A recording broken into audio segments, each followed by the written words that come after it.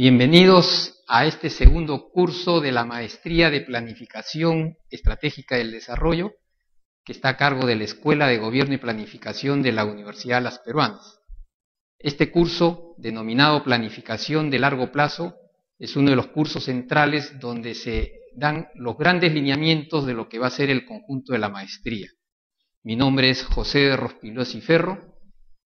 tengo la maestría en Administración Pública y la licenciatura en Sociología.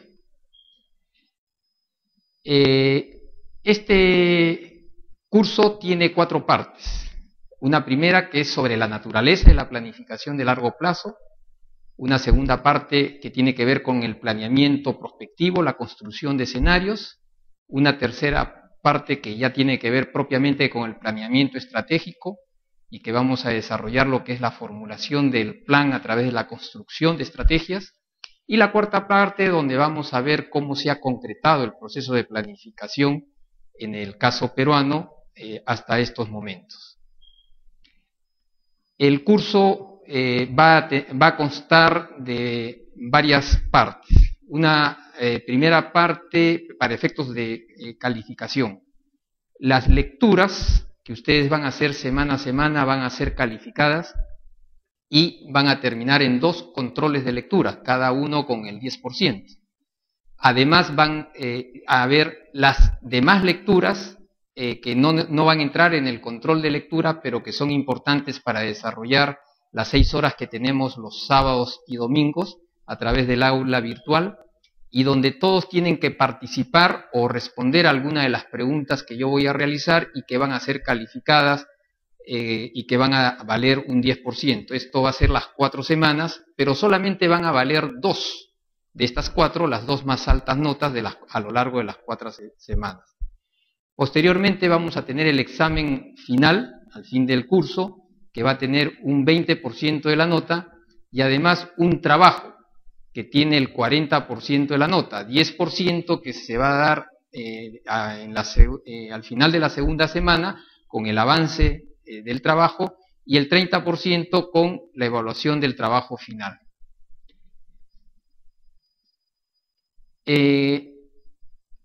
Para las lecturas, hay 2 lecturas importantes que nos enmarcan en América Latina lo que es el proceso de planificación. Estas 2 lecturas son las de Martínez Luisa, la que es Planificación del Desarrollo y Gobierno, y las funciones de la planificación, que son sumamente importantes para entender lo que es la planificación en el sector público, que es lo que nos va a orientar a lo largo de este curso. Y en segundo lugar, las 3 lecturas, algunas páginas de estas 3 lecturas que son las que van a entrar en el control de lectura de esta primera semana, que se va a tomar el día miércoles 30 de noviembre. Son las lecturas de CEPAL, algunas páginas del PNUD y algunas páginas del Manual de Prospectiva y Decisión Estratégica de Medina. Entrando propiamente a lo que es la planificación, como sabemos, el plan forma la primera parte de todo proceso administrativo. Una vez que tenemos el plan, la dirección se encarga de dirigir todo el proceso, cuya primera etapa es la organización, ejecutar lo que se señala en el plan y posteriormente hacer un control de lo ejecutado para ver si se están haciendo lo correcto o hay que tomar algunas medidas correctivas. Este concepto fue desarrollado en el sector privado a través de autores como Taylor y Fayol, y posteriormente fue enriquecido por los aportes del Mayo, otros más, hasta Peter Drucker, que es el que comienza a desarrollar lo que es el planeamiento estratégico tal y como lo conocemos hoy en día, y cuyos teóricos y libros más importantes están condensados en Misberg y Fred David. Dentro de nuestro país tenemos un libro de Dalosio, del Centrum, que también nos presenta todo este panorama, válido tanto para el sector privado como para el sector público. Nosotros, como nos vamos a orientar en lo que es el sector privado, en el sector público, vamos a trabajar este proceso de planeamiento que es lo primero que tiene que darse en todo momento en cualquier proceso organizacional. Las definiciones de planificación más clásicas que manejamos para el sector público están dadas por Carlos Matos. Planificar es el intento del hombre por crear su futuro y no ser arrastrado por los hechos. Es un cálculo situacional que relaciona el presente con el futuro y el conocimiento con la acción. Es el cálculo que preside y precede a la acción. Michel Godet, en el mismo sentido, nos dice que planificar es concebir un futuro deseado, lo mismo que los medios para llegar a él. Francisco Palón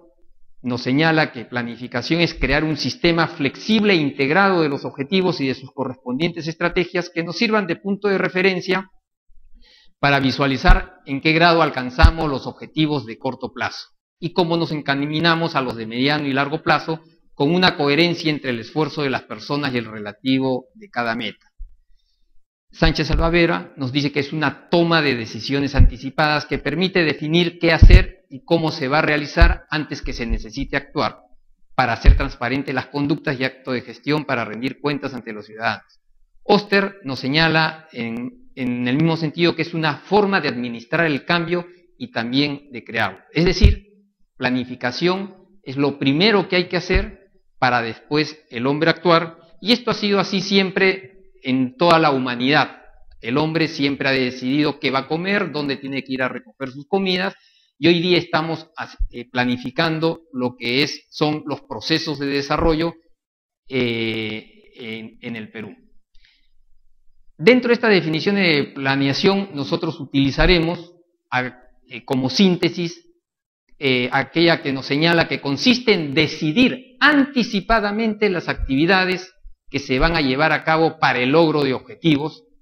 teniendo en cuenta los límites de tiempo. Por ejemplo, el Plan Bicentenario se ha planteado al 2021, la disponibilidad de los recursos. Como sabemos, el sector público tiene una limitada cantidad de recursos, y el uso adecuado del esfuerzo, capacidad y talento humano. No es lo mismo trabajar con niños desnutridos crónicos que con niños que tienen alto rendimiento educativo. ¿Cuáles son las ventajas de toda planeación? Nos ayuda a estar orientados hacia el futuro. Permite la coordinación de las decisiones. Si planeamos, evidentemente todos los decisores van a tener en cuenta cuáles son los objetivos que se persiguen y van a tomar las decisiones en ese sentido y no se van a distraer en el camino. Pone de manifiesto los objetivos, facilita el control en la medida que tenemos ya planteado un conjunto de elementos, de objetivos, de caminos, y por lo tanto el control tiene que asegurar que eso lo hagamos y no nos desviemos como ha sucedido y sigue sucediendo en nuestro país, y eleva la eficiencia en la medida que nos permite racionalizar y optimizar los recursos que vamos a utilizar. El planeamiento, entonces, en el sector público, y que esto es válido también para cualquier institución privada, tenemos una realidad actual y definimos un futuro que deseamos. Una empresa privada tiene una realidad donde, por ejemplo, quiere producir tomates y tiene que conocer el mercado para definir cuánto de tomates debe producirse para no producir de más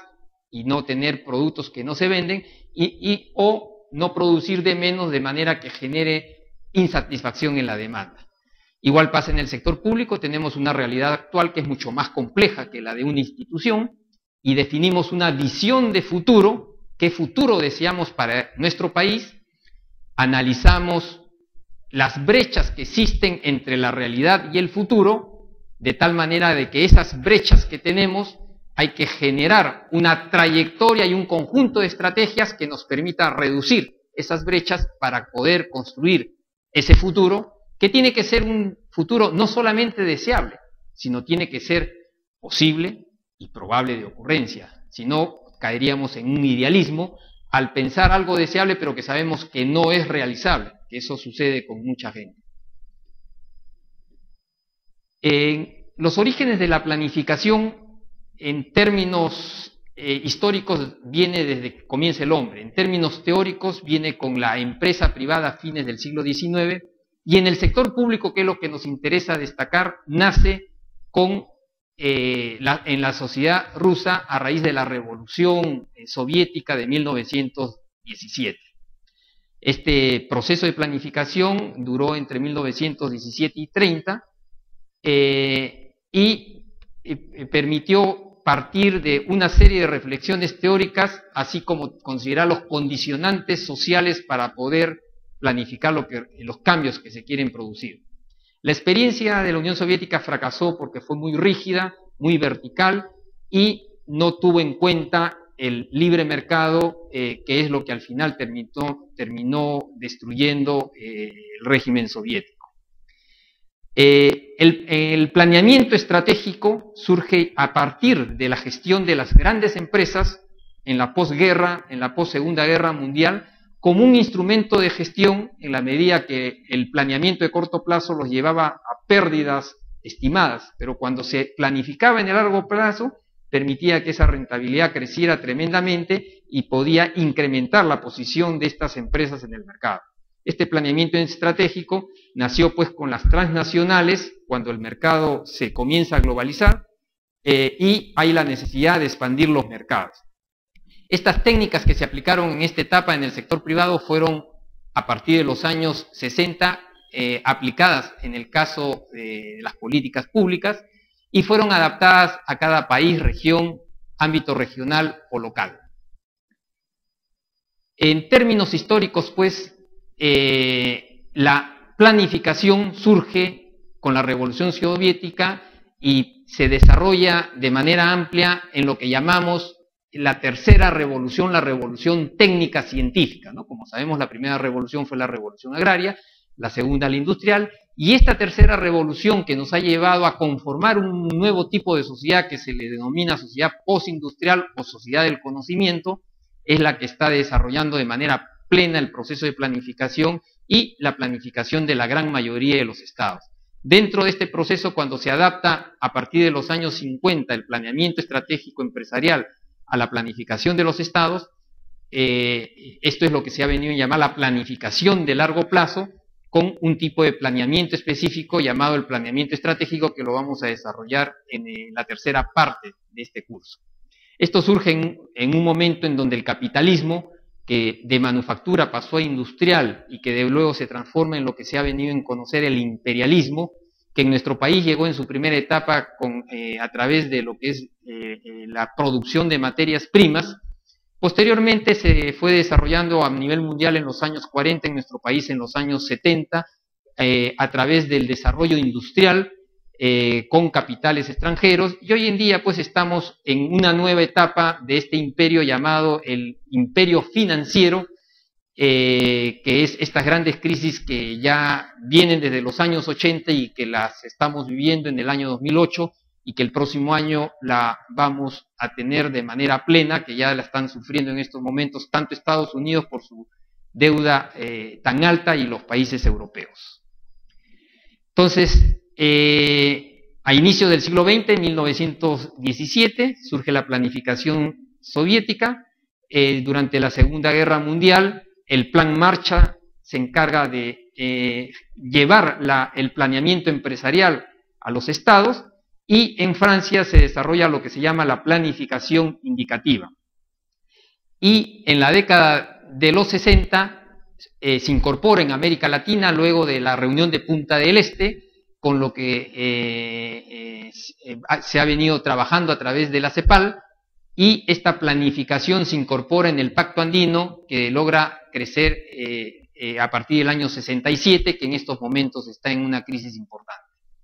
En el caso peruano, ¿cuáles son los principales hitos de la planificación? En el año 62 se crea el Instituto Nacional de Planificación, que logra construir su primer plan entre el 67 y el 70, pero que no llega a implementarse debido a la crisis política que se vivió en esos años. En el año 71 al 75 existe el Plan Inca del gobierno militar, que funcionó, pero fue ex post a lo que se propuso el gobierno militar y no por adelantado.